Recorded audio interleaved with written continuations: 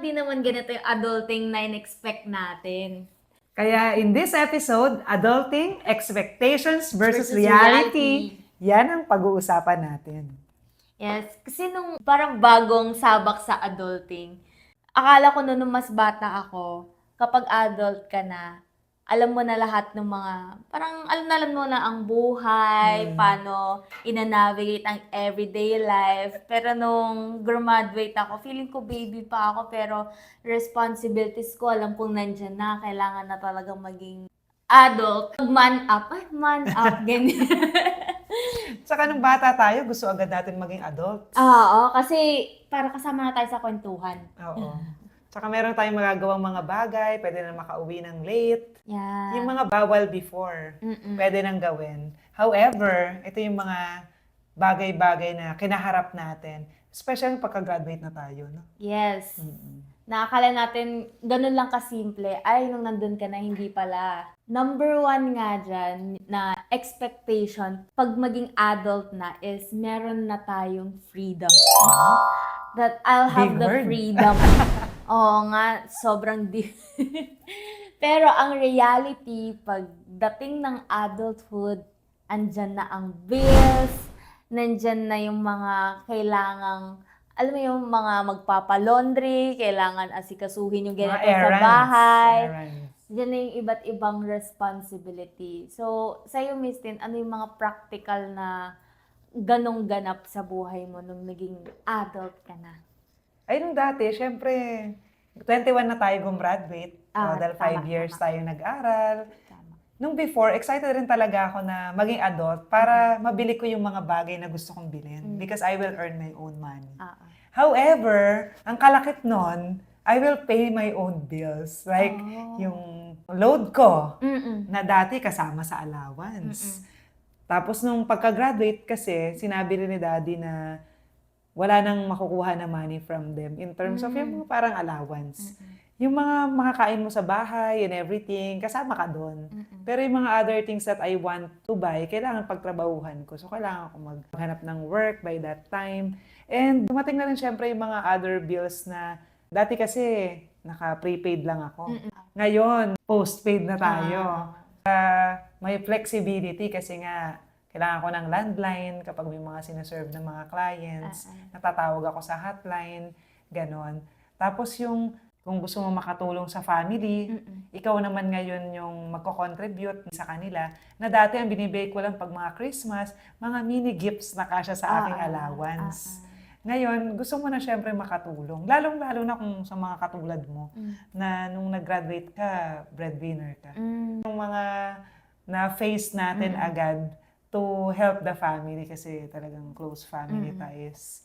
Na akala ko noon yung freedom, dati kasi, di ba syempre, nagpapaalam ka pa talaga ng mas madalas or hindi masyado pwedeng umuwi ng gabi. Di ba yung in terms of freedom, pag nag-aaral ka pa, naalala ko nung nag-aaral kami, 9 p.m. yung pinaka-gabi namin na uwi. Pero ang pasok nun, minsan 3 o'clock.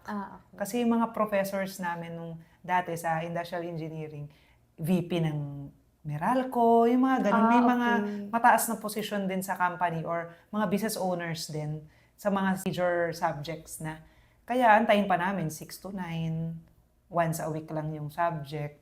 Nung pagka-graduate, hindi na kailangan masyadong restricted in terms of time. Magsasabi lang ako na late na ako uwi, pero kung makauwi ka ng 12 o'clock, okay lang. Kung abutin na madaling araw, okay lang. Magme-mention ka na lang kasi nga baka malakan ako ng bahay or ng gate. Kahit na may susi ako, may pa rin sa loob.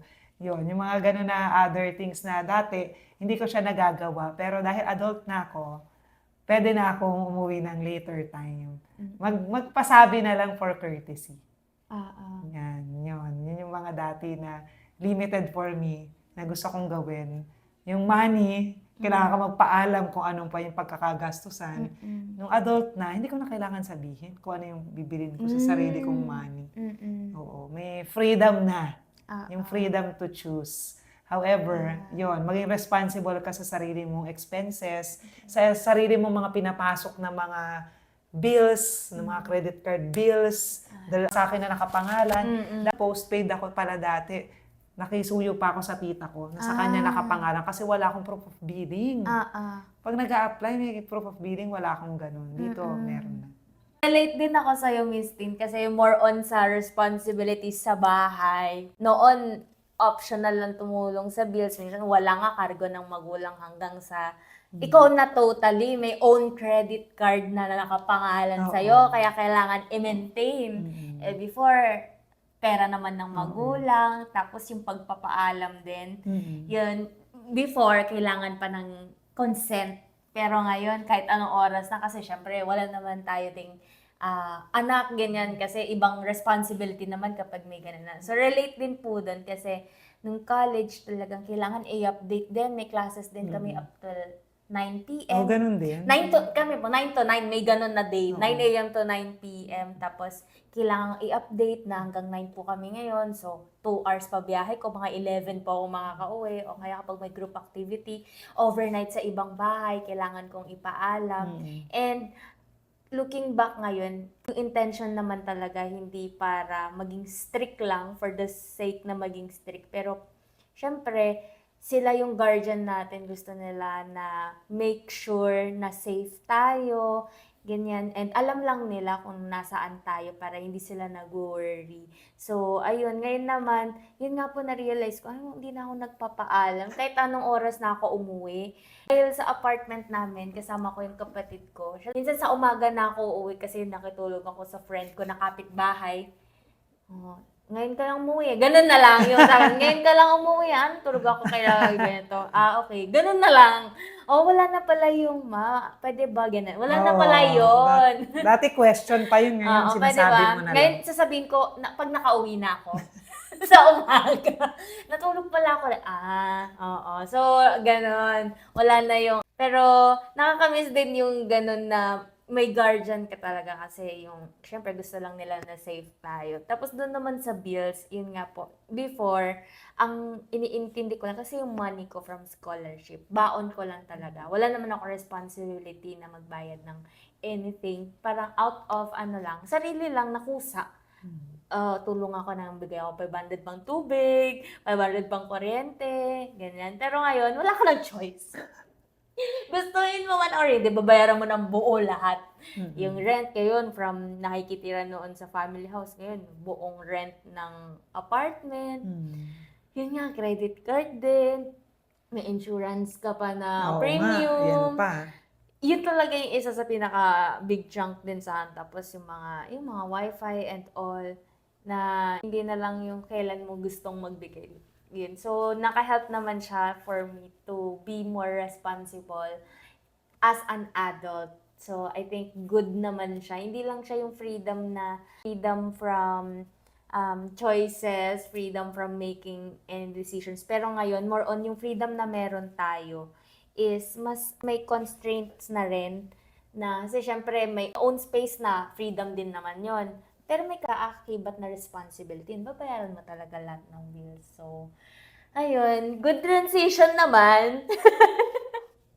Hindi lang siya happy and all. May kaakibat siya na kailangan panindigan tong Oo. Kasi lahat ng bagay laging may price and benefit. Oo. Siyempre may price din naman yung freedom. Oo. Yun, diba na, may price. ito yung hinahanap mo na you can do everything that you want. However, by doing everything that you want, most of the time, nag-i-entail siya ng cost, may money involved. And ang price to pay, you have to be responsible for that. Yung mga bagay na controlled mo muna yung finances mo, kung hindi pa kaya, or marami kang bills to pay, o bantayan mo yung finances mo.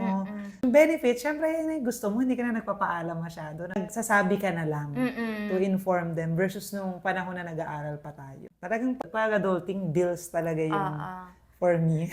Hindi mo matatakasan kasi part siya ng pag-grow mo as a person. Mahirap naman kung lahat pa rin. Iaasa mo, no?